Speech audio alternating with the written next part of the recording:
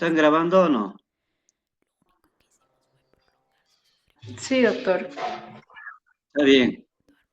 Yo no me hago lío, graben nomás, chicos. Ustedes ahí pueden estudiar.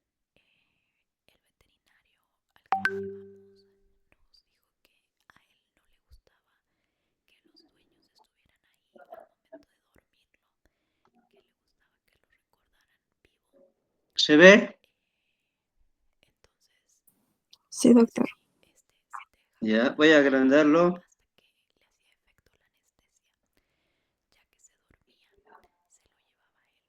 ¿Está bien? ¿Se ve? ¿En pantalla grande? Sí, doctor. Bueno, me avisan si cambia. ¿Cambia? Sí, cambia, doctor. Ya. Entonces empezamos. Hasta ayer hemos hecho todo lo que es solamente anatomía, todo lo que es anatomía del esófago, ¿ya? Y sus características. Entonces, ahora sí entramos de lleno un poco a lo que son las patologías del esófago, ¿ya? Y para esto lo que hay un título que dice diagnóstico y trastornos de la motilidad esofágica. Vale decir, ¿cómo es que se hace? ¿Con qué medios de diagnóstico tenemos para hacer un diagnóstico de las patologías esofágicas? Vamos a ir entonces desglosando todo esto y, bueno, todo lo que son trastornos de la motilidad esofágica, ¿ya? Que son alteraciones de la motilidad del músculo liso, ¿no? Que producen anomalías del esfínter esofágico inferior o la peristalsis esofágica. Esto puede ser de causa primaria o secundaria, ¿ya?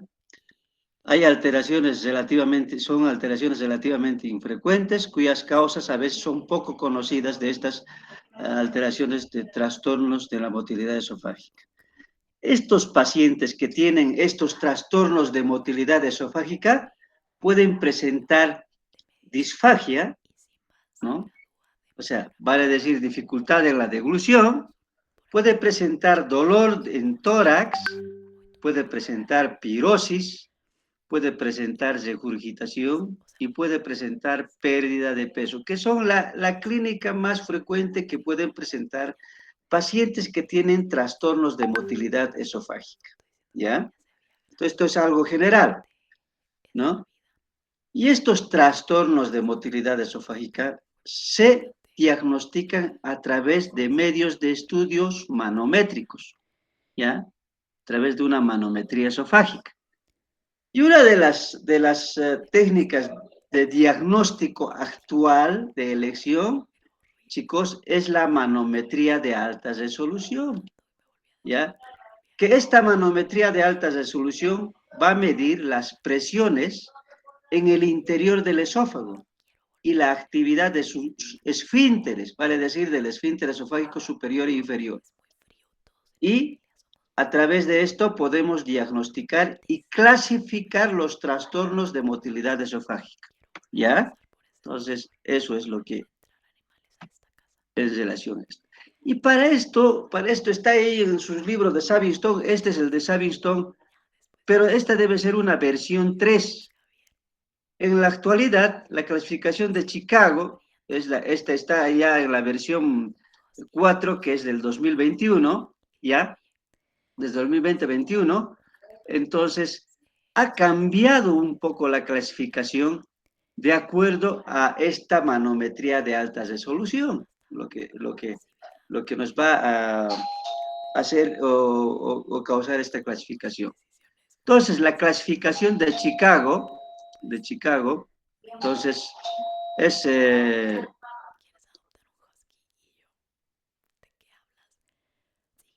clasifica a estos trastornos de motilidad esofágica en trastornos de flujo de salida de la unión esófago-gástrica, vale decir, a nivel del esfínter esofágico inferior, ¿ya? La cual se caracteriza porque hay un aumento de presión, ¿no? Mayor a 15 milímetros de mercurio, ¿ya? existe una presión de relajación integrada, entonces aumentada, mayor a 15 milímetros de mercurio, ¿no? Y entre estos está la acalasia y la obstrucción funcional del esfínter de la unión esófago-gástrica. El otro sería los trastornos de la peristalsis del esófago, en la cual la presión de relajación integrada está normal, ¿no? No existe una alteración en la relajación. Y no existe la relajación del esfínter esofágico inferior, ¿no? No hay alteración. Y entre estas patologías tenemos ausencia de peristalsis, espasmo esofágico distal, esófago hipercontráctil, motilidad esofágica inefectiva. Vale decir que esta clasificación está desarrollada, ¿no?, por la manometría de alta resolución, ¿ya? O sea, significa que está desarrollada para permitir un diagnóstico de los trastorno motor esofágico basándose en los hallazgos de la manometría de alta resolución. Entonces, de acuerdo a los hallazgos en la manometría de alta resolución, estarían dadas esta clasificación actual de la versión 4, ¿ya? Entonces, acá está la clasificación de Chicago, la versión 4, ¿no? Esto es lo que van a ver. Entonces, aquí está, ¿no? Trastornos, la clasificación está, trastornos del tracto de salida de la unión esófago-gástrica y trastornos de la peristalsis. Esto está alterado en la esófago-gástrica y esto está alterado en el cuerpo del esófago, ¿no? Entonces, dentro de eso tenemos la acalasia que hemos dicho y la obstrucción del tracto de salida de la unión esófago-gástrica. La acalasia puede ser tipo 1, tipo 2, tipo 3, ¿ya? Entonces, y los trastornos de peristalsis hemos dicho que pueden ser la contractilidad ausente, espasmo esofágico distal, hipercontractilidad esofágica y motilidad esofágica. Cada uno de estos tiene su propia característica en relación a la presión de relajación integral. Ya vamos a ir desglosando cada uno de estos. Entonces, ¿qué características tiene la clasificación de Chicago? ¿No? Los trastornos de motilidad esofágica se clasifican mejor con el sistema de Chicago. Deriva de datos de la manometría de alta resolución que mide la presión de las contracciones esofágicas. Está repitiendo esto de lo que les he dicho anteriormente. Fue desarrollada para permitir un diagnóstico uniforme de los trastornos de motilidad esofágica, basándose en los hallazgos de la manometría de alta resolución, mediante topografías de la presión esofágica. Hemos dicho que mide la presión esofágica esta manometría. Se utiliza para catalogar los trastornos motores esofágicos, ¿ya? Se tienen en cuenta exclusivamente la motilidad del esófago distal y el esfínter esofágico inferior, ¿no? Entonces, es más importante en esos sitios. Con esto se revisarán 4 grupos de anormalidades motoras esofágicas. Hemos dicho, uno, la acalasia, otro, la obstrucción esofágica, ¿no ve? Y el otro sería función motora esofágica normal y función motora esofágica limítrofe o borderline, ¿ya? Que pueden verse estos en pacientes asintomáticos. Pues lo mismo, en realidad esto es una repetición de lo anterior. Entonces, esto es acá habla de la comparación de los dos sistemas de manometría esofágica actualmente disponibles. Entonces, tenemos la manometría tradicional, ¿ya? Que es esta, la manometría tradicional, y esta otra es la manometría de alta resolución, ¿ya? En nuestro medio, en el hospital gastroenterológico, que es el hospital que teóricamente debería de estar bien implementado, solo se tiene esto, ¿no? Solo se tiene la manometría de convencional, ¿ya? Y la manometría de alta resolución, algunas veces yo mando a la clínica Los Olivos, ahí tienen, no sé si otras clínicas tendrán, hasta el momento no sé si tendrán, pero yo generalmente he mandado a esto, a los olivos, ¿no? Entonces vean que todavía en nuestro medio no todos tienen esta manometría de alta resolución, ¿yo? ¿Ya? Pero en otros países esto ya está desplazado por esta manometría de alta resolución, ¿no? Ya está desplazado. Todavía en nuestro hospital gastroenterológico están haciendo esto, ¿ya? Van a ver la diferencia que existe entre ellos. Vean estos, las diferencias que va a haber. Vamos a ver, ¿ya?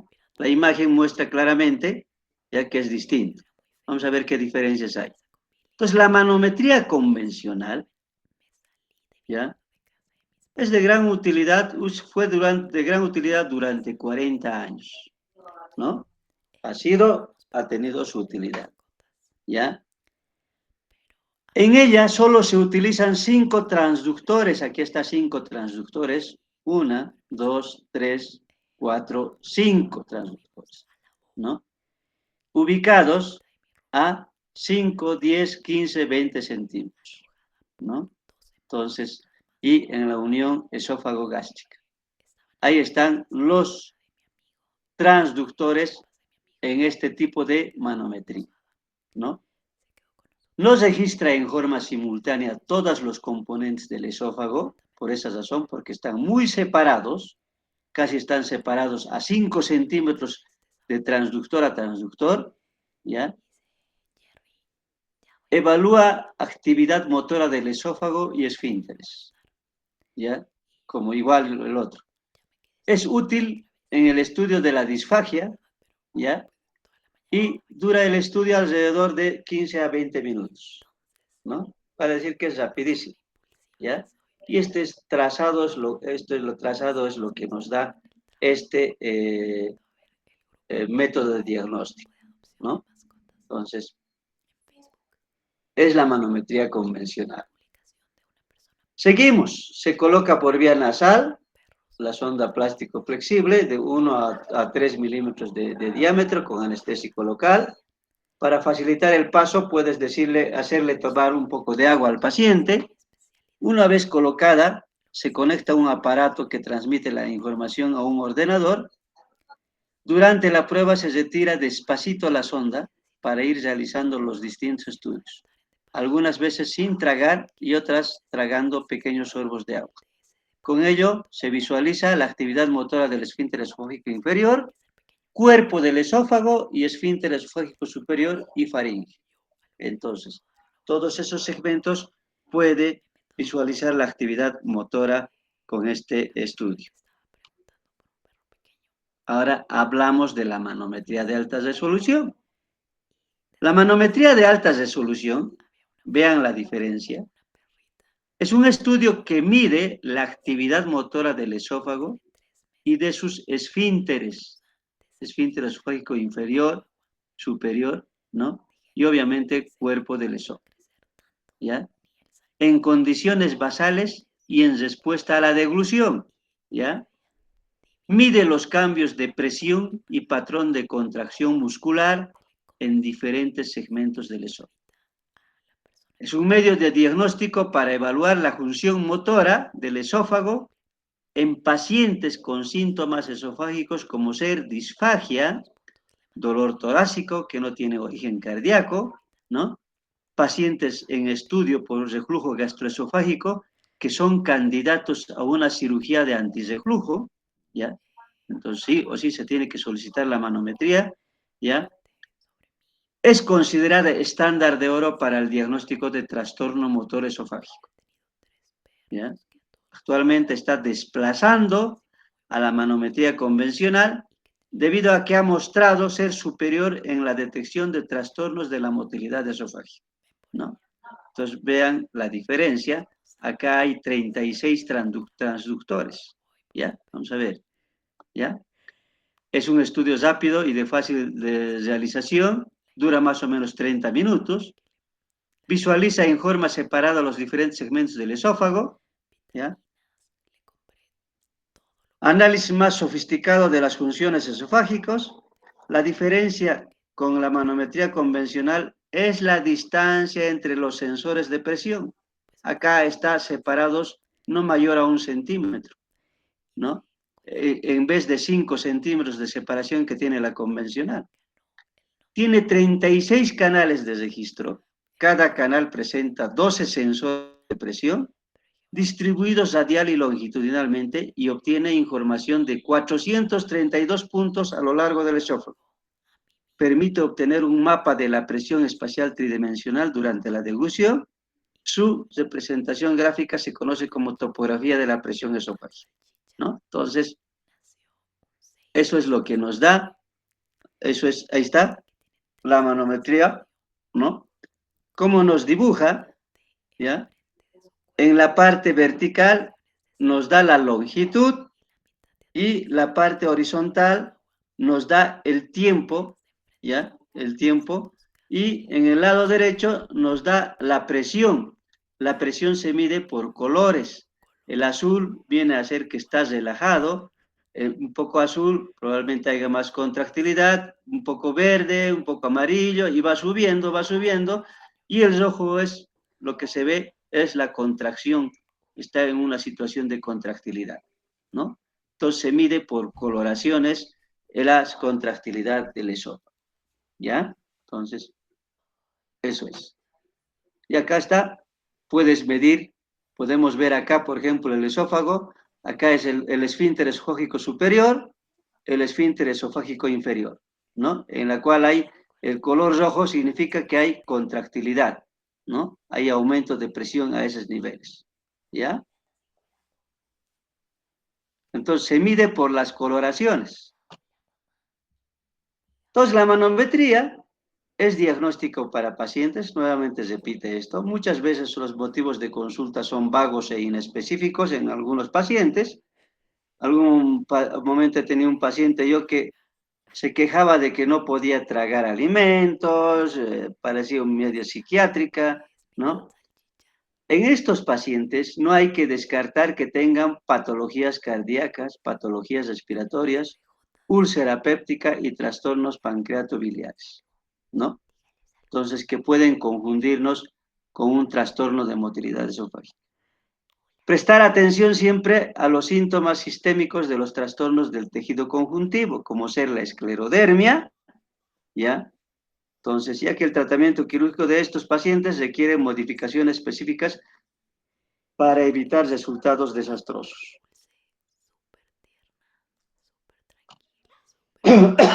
Entonces, eso, todo ese, lo más sobresaliente referente a la manometría de alta resolución. Lo que tiene que quedárseles a ustedes es que actualmente la manometría de alta resolución es el gold estándar para diagnosticar trastornos de motilidad esofágica, ¿ya? Entonces, como hemos dicho, está ya desplazando a la manometría convencional. Otro estudio que se solicita casi siempre en patologías esofágicas es el esofagograma con bario. Es muy útil para guiar más investigaciones. Vean entonces el esofagograma con bario, cómo se dibuja el esófago. No, perdón. Entonces, ¿cómo se dibuja? ¿No? Entonces, realmente es una gran ayuda para diagnosticar las patologías esofágicas, ¿no? Entonces, es importante también pedir o solicitar un esofagograma con bario, ¿ya?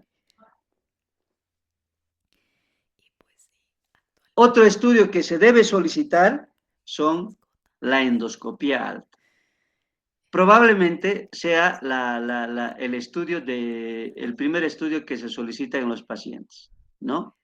Entonces, para descartar alteraciones de la mucosa, va a visualizar defectos como estenosis, hernias hiatales, divertículos, esofagitis o algunas masas tumorales. Entonces, a través de esto nos podemos hacer diagnósticos de algunas patologías.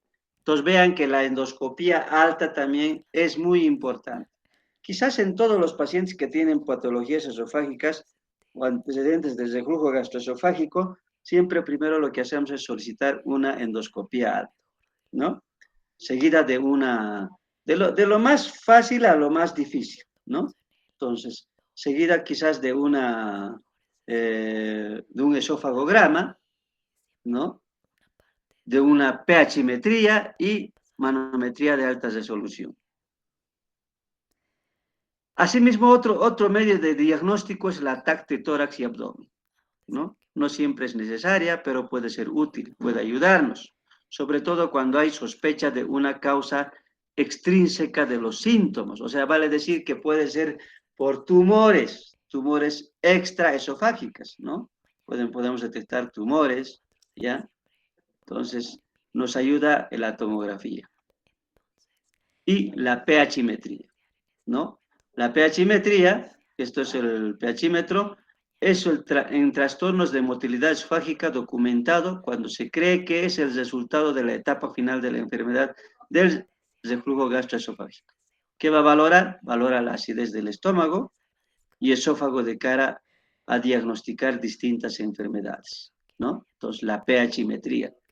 Entonces, son los estudios que se pueden solicitar en pacientes que tienen patologías o pacientes que sospechamos de patologías de esófago, chicos.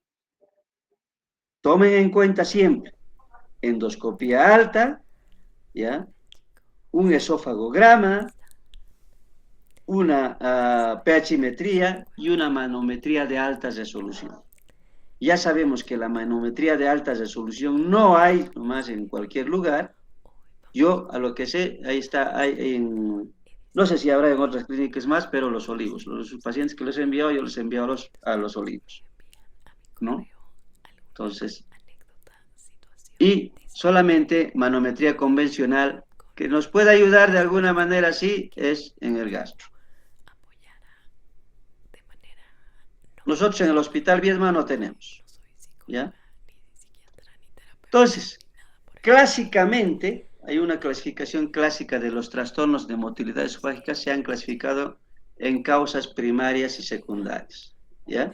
Entonces, las primarias son la acalasia, el espasmo esofágico difuso, esófago en cascanueces, esfínter esofágico inferior hipertenso, motilidad esofágica ineficaz, y las secundarias serían resultado de lesión progresiva provocada por trastornos subyacentes del colágeno vascular o neuromuscular.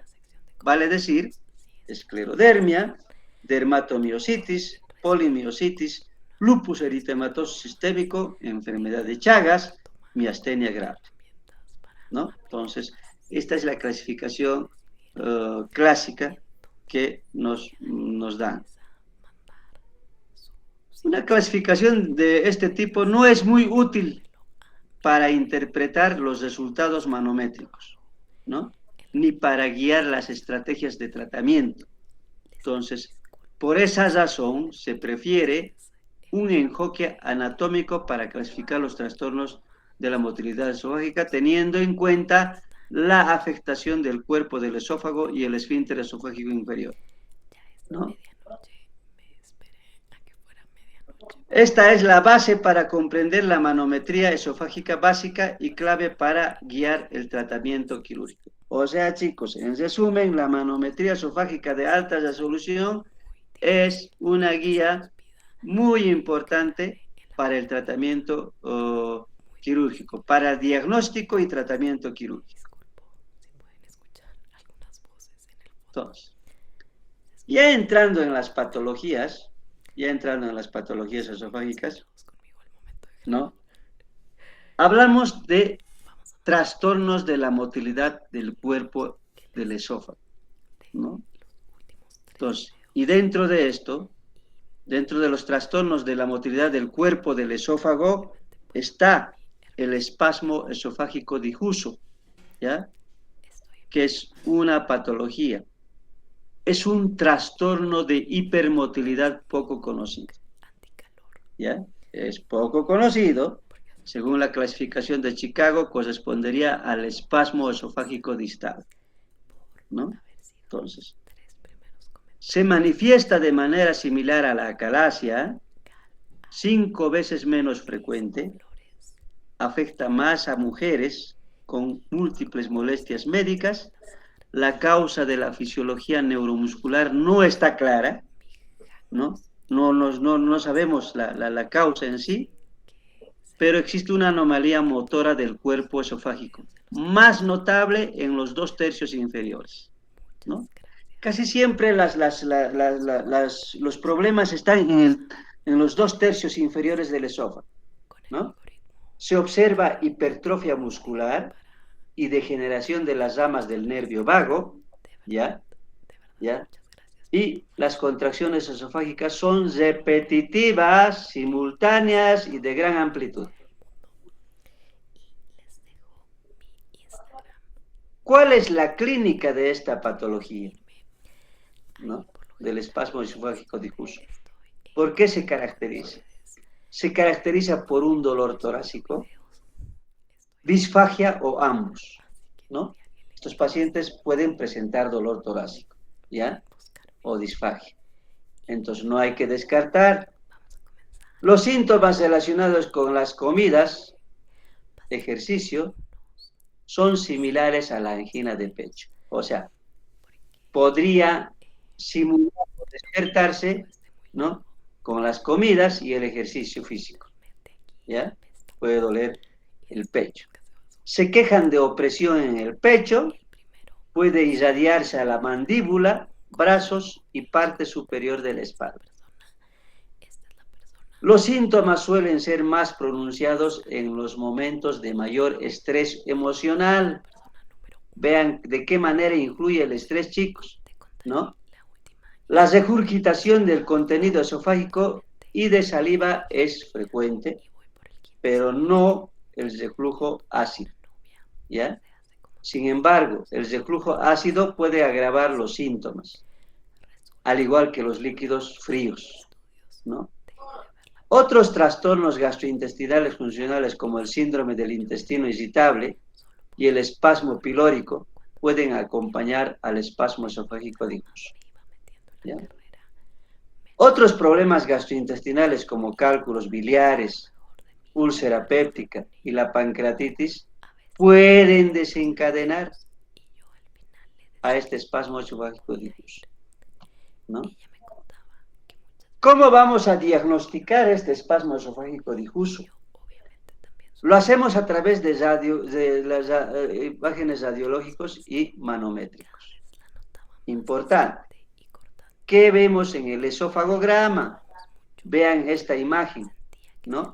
Imagen clásica del esófago en sacacorchos, chicos, en sacacorchos o pseudodiverticulosis, causada por contracciones terciarias e indica enfermedad avanzada. Esto no es normal, como se debe ver. No es normal esto, ¿no? También pueden observarse en estrechamiento distal, en pico de pájaro, como se ve acá, ¿ya? Entonces, del esófago y peristalsis anormal. Vemos que hay un peristaltismo anormal entonces. ¿Qué examen más podemos solicitar? Podemos solicitar una manometría, ¿ya? ¿Cómo van a ser en la manometría los hallazgos?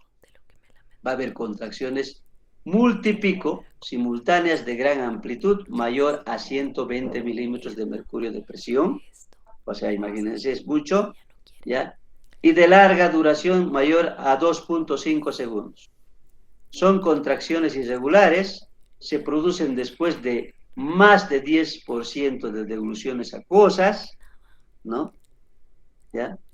O sea, con las comidas o con la toma de cualquier líquido, puede presentarse después de en más del 10% después de las devoluciones acuosas. Son contracciones espontáneas y peristaltismo anormal, intermitente. La manometría estándar puede no ser suficiente para identificar espasmo esofágico difuso. Vale decir que la manometría convencional probablemente no sirva para esto. Entonces, ahí vean que está siendo desplazado por la manometría de alta resolución. La correlación entre las quejas subjetivas y la evidencia de espasmo inducido por un fármaco vagomimético, betanecol, en los trazados manométricos también es una evidencia convincente de esta enfermedad. Se puede hacer esa prueba, ¿no? ¿Cuál es el tratamiento del espasmo esofágico difuso? Está lejos de ser ideal. O sea, no sabes qué hacer con estos pacientes si les diagnosticaras el espasmo esofágico difuso. El alivio de los síntomas suele ser parcial, ¿no? Se prefiere un tratamiento farmacológico o endoscópica, perdón. En todos se evalúa el estado psiquiátrico, trastornos psicosomáticos y la ansiedad. Si ves que es un paciente que tiene estas características, probablemente tenga esto. El control de estos trastornos y tener la seguridad de que el dolor torácico es de origen esofágico suele ser terapéutico por sí mismo.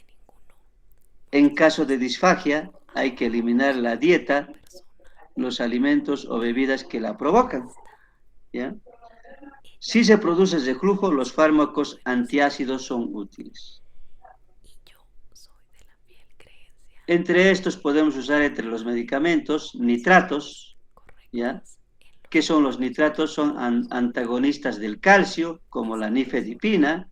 Los sedantes, los anticolinérgicos pueden ser eficaces en algunos casos. La menta puede proporcionar alivio sintomático temporal. La dilatación del esófago con bujías de 50 a 60 frames puede aliviar esta disfagia grave, ¿no? Y tiene una eficacia de 70 a 80%. O sea, vale decir que nos inclinamos por la dilatación del esófago. Inyecciones de toxina botulínica se han probado con cierto éxito, pero los resultados no son sostenibles. O sea, el tratamiento del espasmo esofágico no es algo claro. Entonces, se puede hacer un tratamiento medicamentoso, pero no siempre con resultados óptimos, chicos. ¿Ya?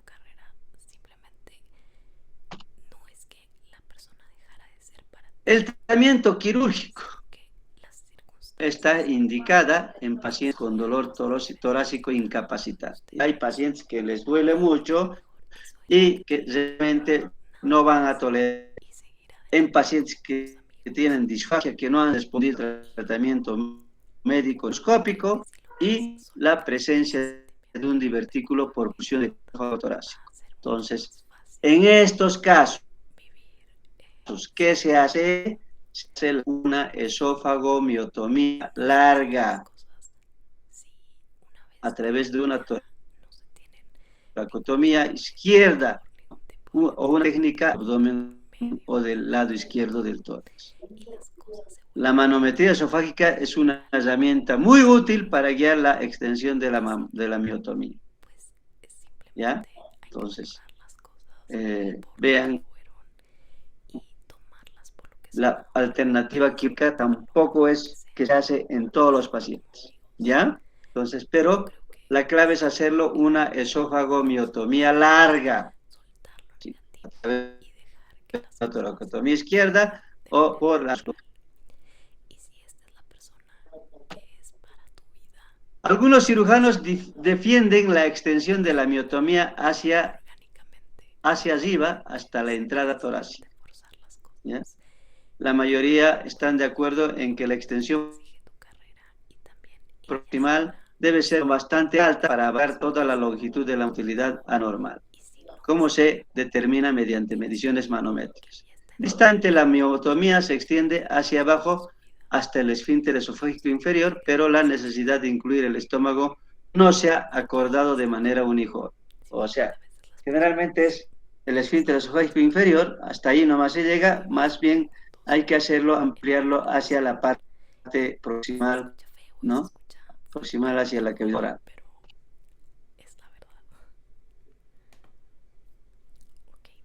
Hecha la cardiomiotomía, se puede recomendar una jundoplicatura de Dodd.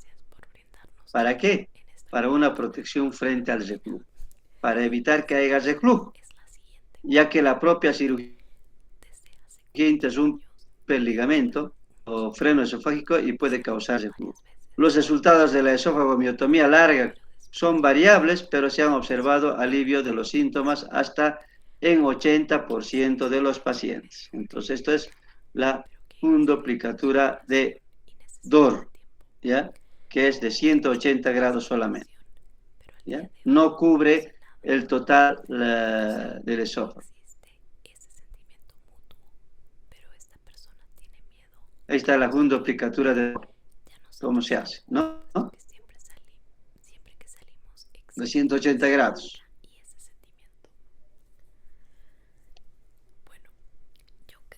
La otra patología es el esófago en cascanueces o martillo neumático.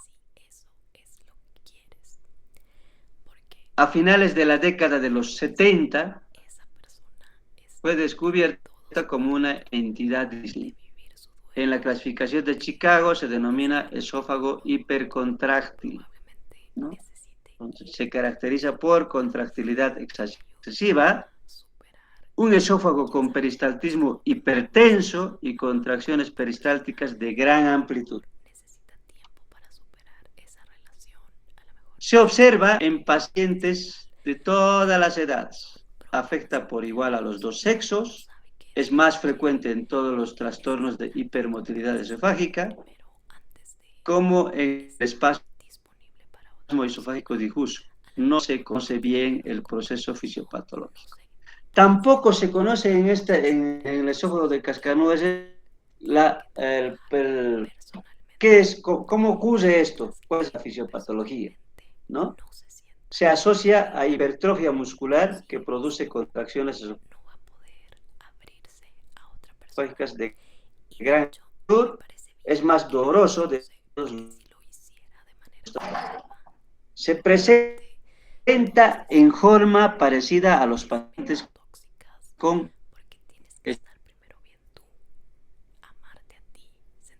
esofágico difuso. ¿Cuál es la clínica?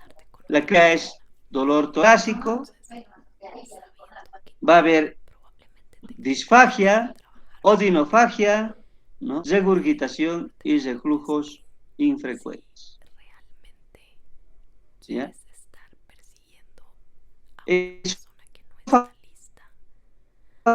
Puede revelar o no alguna anomalía dependiendo de lo bien que se porte el esófago durante la exploración. ¿Ya? Entonces, vamos a ver esta imagen. ¿Ya? Esta imagen. En la manometría de alta resolución, según la clasificación de Chicago, describe el diagnóstico como queja subjetiva de dolor torácico, con al menos una oclusión. Muestra una integral contráctil distal mayor a 8 milímetros de mercurio por segundo, por centímetro, con contracciones individuales o multipico. La presión del esfínter esofágico inferior es normal, se produce relajación con cada deglución acuosa, ¿no? Entonces, ¿dónde está la alteración? Esta alteración está en el cuerpo. ¿Ya? En el cuerpo esofágico. ¿Qué tratamiento se hace? También es tratamiento médico. Tanto el espasmo esofágico difuso como en cascanueces, como el esófago en cascanueces, o esófago hipertenso, ¿ya? El tratamiento por lo general es médico. Casi son los mismos drogas, agonistas de calcio como la nifedipina, nitratos, antiespasmódicos, pueden ofrecer un alivio temporal. Dilatación con bujías, ¿no? Pueden beneficiar de alguna manera y pueden tener factores desencadenantes, ¿no? Por eso se debe evitar la cafeína, el frío y alimentos calientes. La cirugía es de dudosa utilidad acá. No hay cirugía en espasmo hipertenso, esofágico hipertenso, ¿no? Es esófago en cascanueces o martillo neumático. Entonces, es eso la segunda patología.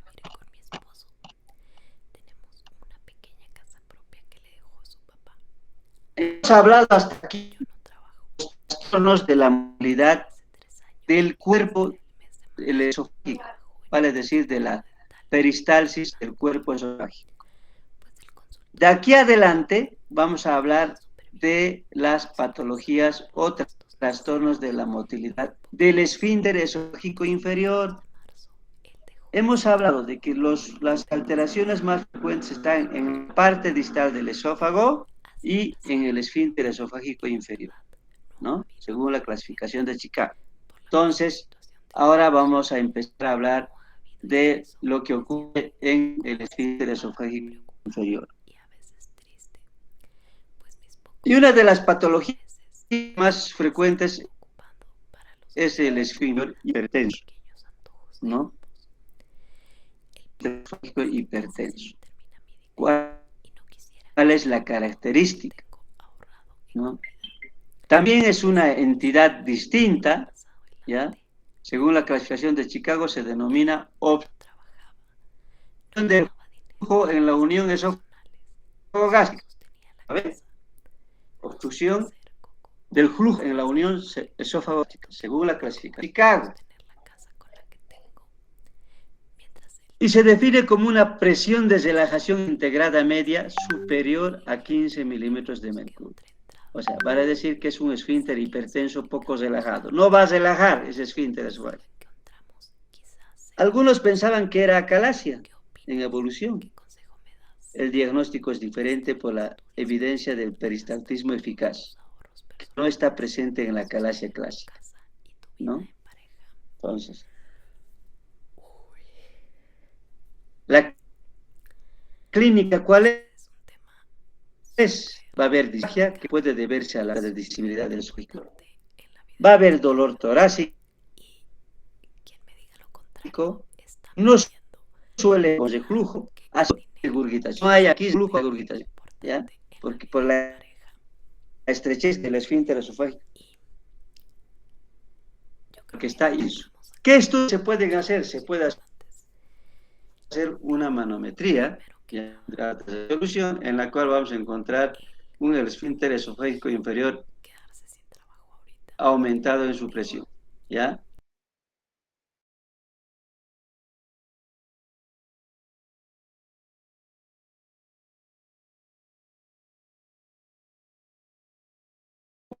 Por encima, puede ser hiperperistáltica o normal, ¿no ve? Entonces, seguramente está tratando de vencer ese obstáculo, por eso hay aumento de peristaltismo del cuerpo, o puedes tener una peristalsis normal. ¿Qué exámenes se puede solicitar en esto?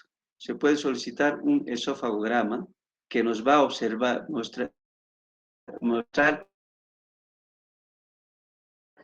un estrechamiento en la unión esófago gástrico, ¿no? Un estrechamiento. ¿Ya? Entonces, esto es sinónimo de esfínter esofágico inferior hipertenso, ¿ya? Alrededor del 50% de las veces el peristaltismo del cuerpo esofágico como forma de onda peristáltica, hipertensas o simultáneos. No se conoce bien la patología. Tampoco se sabe cuál es la causa, ¿no? ¿Cuál es el tratamiento en estos? Es primero una endoscopía y cirugía. ¿Cuáles son las opciones de tratamiento? Inyecciones de toxina botulínica pueden aliviar los síntomas temporalmente. La dilatación con valor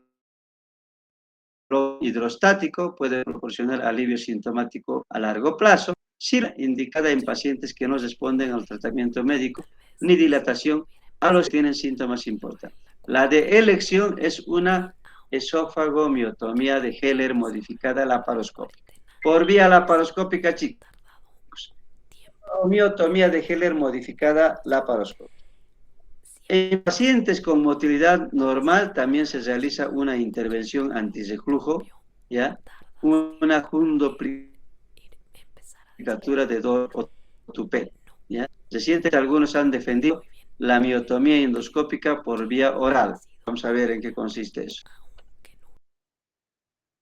Entonces, los trastornos de la motilidad que afectan el cuerpo y el esfínter esofágico inferior son la acalasia, ¿ya? Principalmente, que es un trastorno motor primario más frecuente del esfínter, ¿ya? El nombre deriva del término griego kalasis, significa alta sensación, ¿no? Y entramos a lo que es la acalasia, que está dentro de la clasificación de Chicago, ¿no ve? La acalasia.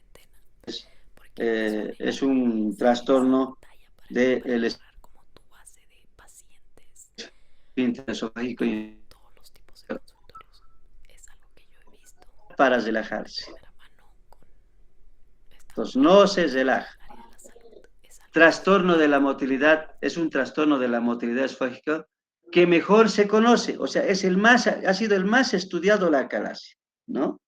La incidencia es de 6 por 100.000 personas por año, afecta más a mujeres jóvenes, ¿ya? La patogenia se cree que es la degeneración neurógena idiopática o infecciosa. También se ha relacionado con estrés emocional intenso, traumatismos, pérdida de peso drástica, enfermedad de Chagas, independientemente de la causa, afecta a los músculos del esófago y del esfínter esofágico inferior. Entonces, esas son las características de la acalasia, chicos, ¿ya? Las teorías predominantes apoyan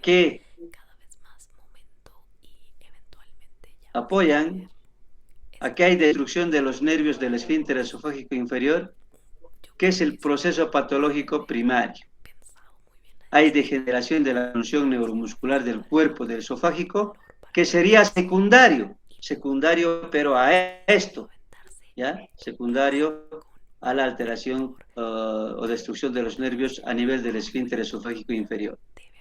¿Qué va a causar esto? Va a causar hipertensión e imposibilidad de relajarse el esfínter esofágico inferior en la devolución faríngea, ¿ya? Presurización del esófago. ¿Qué significa esto? Aumento de presión en el cuerpo esofágico, ¿no? ¿Por qué? Porque no hay relajación del esfínter esofágico. O sea, la presurización es la relajación, vendría a ser, o aumento de presión en el cuerpo entre las dos contracciones que existen, en la parte distal y proximal, ¿no? Hay una dilatación esofágica y pérdida del peristaltismo progresivo. La acalasia vigorosa o espástica de tipo 3 se observa en un subgrupo de pacientes que presentan dolor torácico. El esfínter esofágico inferior está hipertenso, no se relaja, ¿no? Como ocurre en la acalasia clásica, ¿ya? Hay contracciones del cuerpo esofágico simultáneas, no peristálticas, de gran amplitud y repetitivas. Es incongruente con la acalasia clásica, simultáneas de baja amplitud. En las primeras fases de la acalasia puede no tener anomalías del cuerpo esofágico. Se producen en etapas posteriores. Obviamente, las dificultades o los problemas de contractilidad en el cuerpo del esófago van a ser secundarias a la acción. Pueden estar en esta fase temprana y las anomalías de las contracciones del cuerpo esofágico aparecerán más adelante debido a la obstrucción del flujo esofágico, ¿no? Pues lo mismo estamos repitiendo. También se sabe que la acalasia es un trastorno premaligno. En 20 años tendrá 8% de probabilidad de desarrollar un carcinoma. Un carcinoma epidermoide, principalmente, es el que se identifica con más frecuencia, resultado de la retención durante mucho tiempo de alimentos sin digerir que fermentan el cuerpo del esófago y irritan la mucosa, ¿no? Entonces, hay estancamiento de los alimentos por encima del esfínter esofágico inferior donde está alterado, ¿no ve? los más probabilidades de causarnos un cáncer de esófago a este nivel. Si es un adenocarcinoma, tiende a aparecer en el en el tercio medio del esófago, por debajo del nivel aire líquido, donde la agitación de la mucosa es mayor.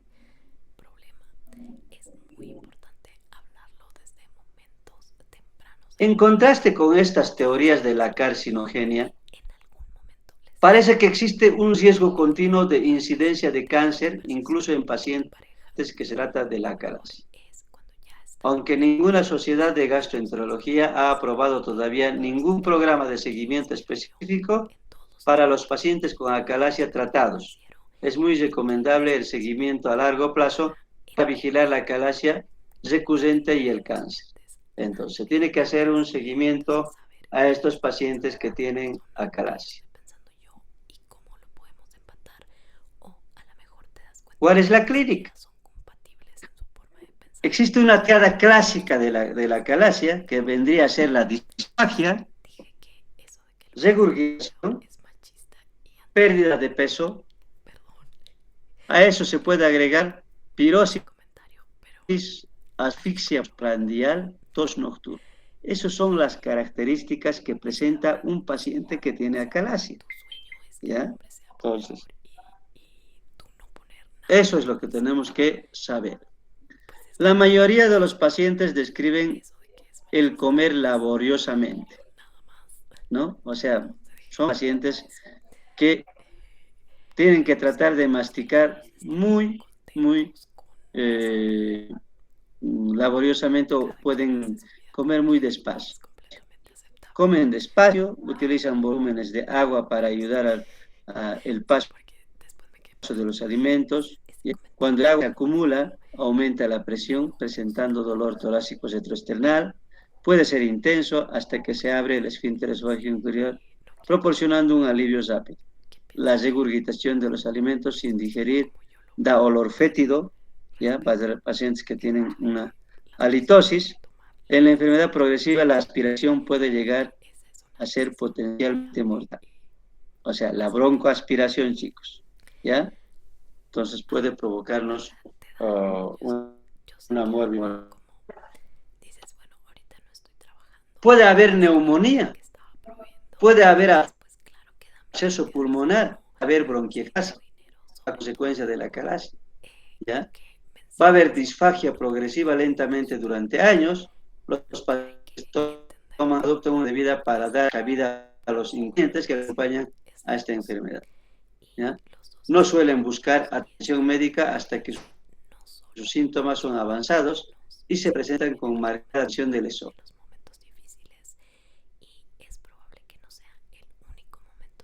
¿Cuál es la forma de diagnosticar? Se pide un estudio de esófago que muestra esta imagen dilatado por encima de la obstrucción y la terminación en pico de A, ¿no? Pico de A, ¿ya?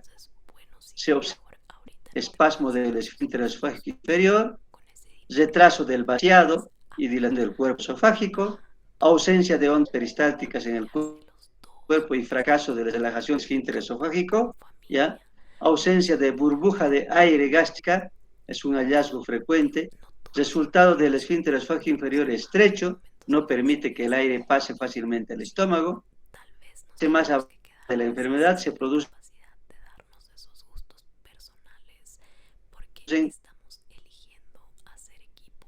esofágicas masivas, tortuosidad de esófago, la manometría, prueba de referencia y diferenciar otros trastornos posibles de motilidad. Los hallazgos clásicos: dos anomalías del esfínter esofágico inferior y 3 del cuerpo esofágico. El esfínter esofágico inferior hipertenso, ¿ya? Con presiones superiores a 65 milímetros de mercurio, es la presión de relajación integrada mayor a 15 milímetros de mercurio. Lo más importante, no puede relajarse en la deglución. El cuerpo del esófago tiene presión por encima del valor de referencia, del esófago, del peristaltismo progresivo, más de la baja amplitud crítica de tono. Estos 5 son los que proporcionan pico de acalasia, ¿ya? Pues con esto podemos decir, según la manometría, que el paciente va a tener una acalasia. La endoscopía, ¿qué va a hacer? Va a evaluar la mucosa por si hay ojitis cáncer, ¿ya? Existen opciones de tratamiento quirúrgico y no quirúrgico, todas se dirigen a la obstrucción causada por el esofágico. Pues estas opciones, pues la cuestión de la disminución de la motilidad en el cuerpo esofágico. Todos los tratamientos son paliativos. Los tratamientos no corresponden los fármacos y las intervenciones endoscópicas, pero por lo general son solo una solución a corto plazo para un problema de la vida. Entonces, en la primera fase de la enfermedad, el tratamiento médico, glicerina sublingual, nitratos, antagonistas de calcio, ¿no? Pueden ofrecer horas de alivio de presión torácica antes o después de las minas. Ahí están. Nitrato de isosorbide. Otro procedimiento que se puede hacer en esto es estación neumática. Proporciona excelente alivio de síntomas, es necesaria varias intervenciones, el riesgo de perforación es menor al 4%, ¿no?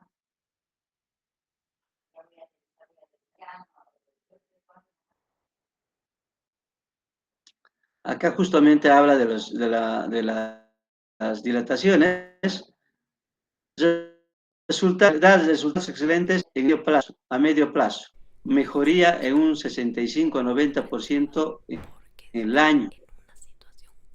A los 5 años cuenta nuevas dilataciones, ¿no?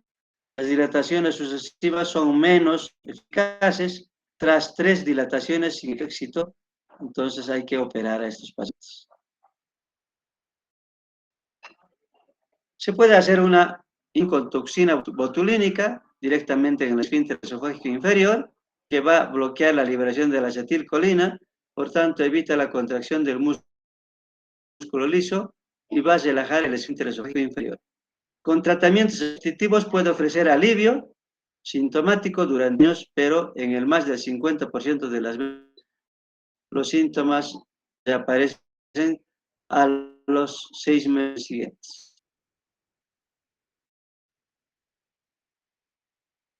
¿Cuál es el tratamiento quirúrgico? Es la esofagomiotomía quirúrgica. Entonces, el tratamiento de la miotomía Heller laparoscópica modificada es ahora la cirugía de acción, la cardiomiotomía de Heller laparoscópica o miotomía de Heller laparoscópica. Se realiza en forma abierta, la decisión de realizar una intervención antirreflujo sigue siendo controvertida. Puede hacer acompañantes de flujo como la juntura de Tupet o Dor, ¿ya? Entonces, de estas fibras, ¿no? En el hipotético 0, en el B, que no va a sesionar las fibras oblicuas, ¿no? Y tampoco las fibras circulares, más o menos en la unión de estos dos fibras musculares. O sea, dice acá, en la cara anterior del esófago, perdón, en la cara anterior del esófago, a las 11:00, se debe a que el esfínter inferior es 4 centímetros de longitud, tiene fibras circulares y tendrá mayor reflujo.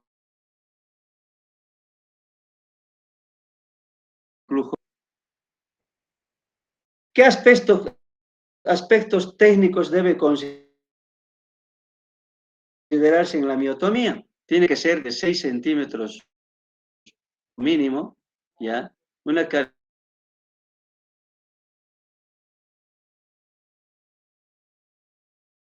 de tratamiento final, el trastorno motor del esfínter esofágico inferior, mejorar la agia, prevenir el reflujo esofágico y mantener una presión menor a 14 milímetros de mercurio del esfínter esofágico inferior, ¿ya?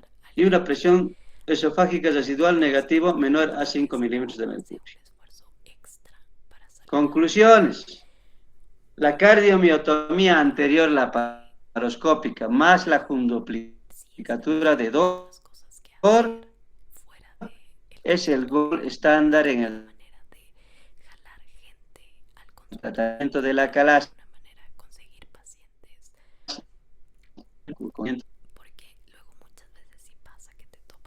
El reflujo gastroesofágico patológico aumenta tiempo, pero es significativamente mayor cuando no se hace DOR. O sea, sí se tiene que hacer DOR. El POEN aparece tan efectivo como la cirugía, pero con mayor reflujo gastroesofágico patológico a corto plazo, ¿ya? Este POEN quiere decir que pues, puede hacer endoscopía, la miotomía de cardiomiotomía. Actualmente está la miotomía endoscópica por vía se está investigando como un abordaje, un orificio natural para realizar la miotomía. En la mucosa del esófago se divide alrededor de la mitad del tercio distal y se crea un túnel submucoso, por lo cual se visualiza y se ve en la capa muscular distal del esfínter esofágico inferior y a pesar de la falta de intervención antirreflujo, la posibilidad de que quede un reflujo, los resultados ahora han sido alentadores. Técnica nueva para que queda por ver si es superior a la miotomía de Heller laparoscópica y si los resultados de largo plazo son excelentes.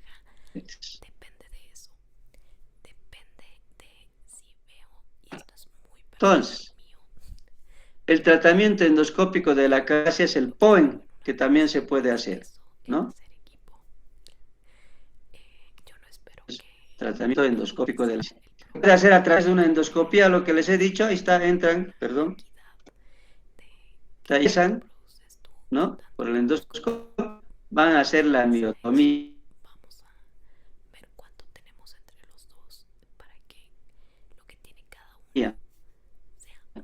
Pero la cirugía antirreflujo no lo haces, ¿no? Entonces, por lo tanto, sigue siendo el gold estándar la cardiomiotomía de Heller más fundoplicatura para evitar el reflujo gastroesofágico.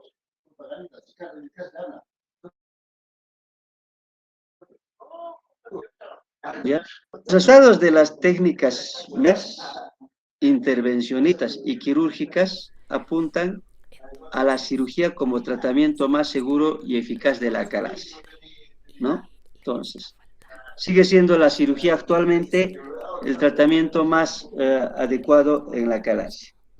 Cuando se comparó la dilatación con balón con las inyecciones de toxina botulínica, se observó la remisión de los síntomas en un 89% frente a un 38% de los pacientes al cabo de un año respectivamente. Esto han hecho una comparación con la dilatación con balón e inyecciones de toxina botulínica.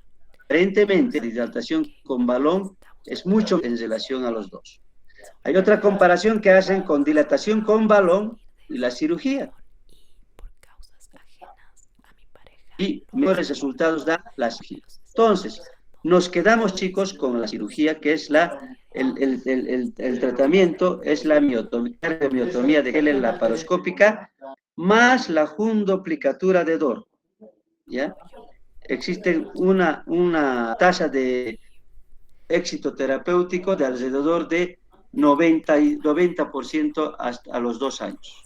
¿Ya? Entonces, por esa razón, actualmente se sigue haciendo la cardiomiotomía de Heller.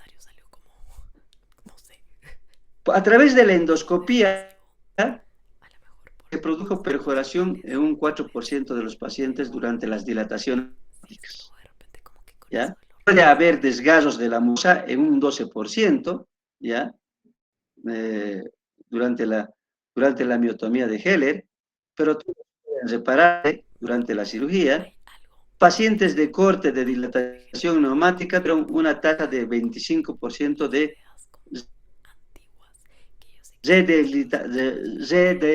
dilatación para lograr un éxito del tratamiento. Los médicos deben seguir siendo cautos y vigilantes con los pacientes con acalasia, incluso después de la intervención con éxito.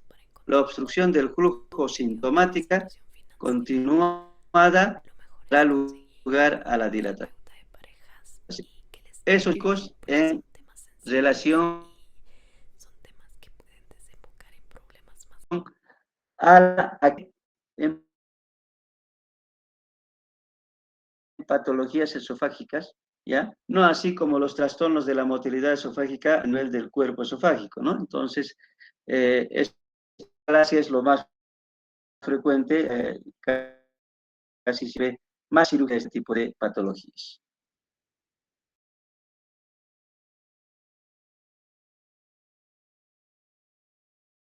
Bueno, terminaremos esta parte, ya de una vez. Después viene la motilidad esofágica ineficaz, ¿ya? La motilidad esofágica ineficaz. Entonces, en el año 2000, Castells reconoció como una alteración de la motilidad distinta. Se define como una anomalía de la contracción del esófago distal. Generalmente se asocia a un reflujo gastroesofágico. ¿Ya? Puede ser secundaria a una lesión inflamatoria del cuerpo del esófago debido al aumento de la exposición a los contenidos gástricos. La motilidad amortiguada del cuerpo del esófago da lugar a una mala eliminación del ácido y en el esófago inferior. Perdón, en el esófago inferior, ¿ya? Entonces, una vez que existe alteración de la motilidad, el trastorno parece ser irreversible. Entonces, es un trastorno, una motilidad ineficaz del esófago, o sea, donde por esta motilidad ineficaz no va a facilitar el paso normal del esófago hacia el estómago de los alimentos, ¿ya? ¿Cuáles son los síntomas? Los síntomas son reflujo y disfagia, pirosis, dolor torácico, regurgitación. ¿Cuáles son los medios de diagnóstico? Manometría. Se define por más del 50% de las degluciones ineficaces. La integral contráctil es menor a 450 milímetros de mercurio. ¿Qué otro examen se puede hacer? Un esofagograma con bario, donde va a mostrarnos unas anomalías inespecíficas de la contracción del esófago, pero no permite diferenciar de otros motores, ¿no? Entonces, eso es lo que hace. El tratamiento es la prevención que se asocia con un tratamiento eficaz de la enfermedad del reflujo gastroesofágico. Una vez que se altera la motilidad, parece ser irreversible. Del mismo modo, la esclerodermia puede manifestarse manométricamente con la motilidad esofágica ineficaz y el mejor tratamiento es el dirigido a la enfermedad subyacente. En casos de que el trastorno de la motilidad ya irreversible e intratable, el abordaje quirúrgico debe adaptarse a los hallazgos manométricos. Vean, chicos, que siempre la manometría es una ayuda muy importante para el manejo y tratamiento quirúrgico en este tipo de pacientes. Pero hay que tener mucho cuidado con el tratamiento quirúrgico en estos pacientes porque por la probabilidad de un resultado favorable sigue siendo bajísima. O sea, no está de primera elección el tratamiento quirúrgico. Listo, chicos. hemos hablado de lo que son trastornos de motilidad esofágica, tanto en el cuerpo del esófago y en el esfínter esofágico inferior, ¿ya? Considérenlo bien eso, o sea, lo que se nos tiene que quedar es eso, ¿ya? Entonces, y para esto le dan mucha importancia, para la decisión terapéutica le dan mucha importancia a la manometría de alta resolución actualmente. Pero también hemos visto que los medios de diagnóstico importantes para los trastornos o patologías esofágicas son la endoscopía alta, el esofagograma, la pH-metría y la manometría de alta resolución, o mínimamente la convencional, ¿no ve? Y vemos también que cada patología tiene sus propias características de presentación clínica, ¿ya? Y la mayoría, los de los trastornos de motilidad en el cuerpo esofágico, son de tratamiento médico, inicialmente, ¿no ve? Pero no así el trastorno la patología del esófago, del esfínter esofágico inferior, como ser la acalasia, ¿ya? Ahí el tratamiento es la cardiomiotomía de Heller más la fundoplicatura de Doppler. Entonces, eso tiene que quedárseles, chicos. Cosas grandes, yo no les voy a preguntar cosas pequeñas, ¿ya? Entonces, lo más importante es que traten de captar cuando en algún momento tengan ustedes este tipo de pacientes, por lo menos sepan qué tipo de examen tienen que solicitar, ¿ya? Entonces, eso es lo que tiene que quedarse los chicos. Entonces, si hay alguna pregunta hasta acá, quedaríamos acá y mañana continuamos, ¿ya? Con trastornos diverticulares. Entonces, queda todavía bastante tema.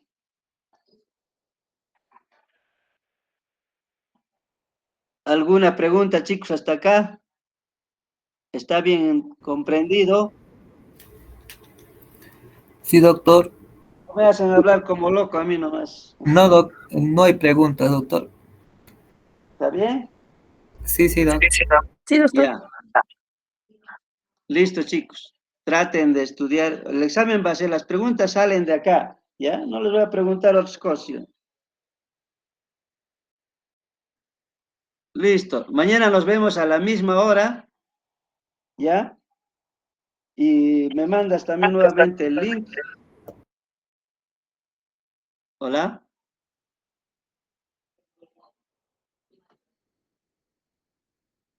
Hola. Creo que se equivocaron, doctor. Ah, ya. Eso entonces. ¿Con cuántos alumnos han pasado?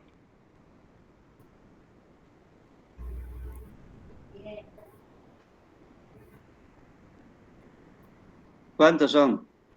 Eran 25, doctor. ¿Solo 25? Sí, doc. ¿Y los que no vienen, quién les da tema? ¿O tú les das todo?